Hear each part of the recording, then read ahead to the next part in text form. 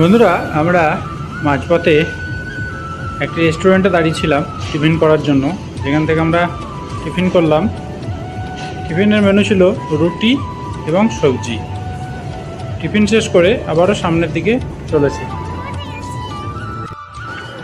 আমরা এখন ক্রস করছি কার্শিয়াং স্টেশন, যেটি 4864 ফুট উচ্চতায় অবস্থিত পাহাড়ের ওপরে।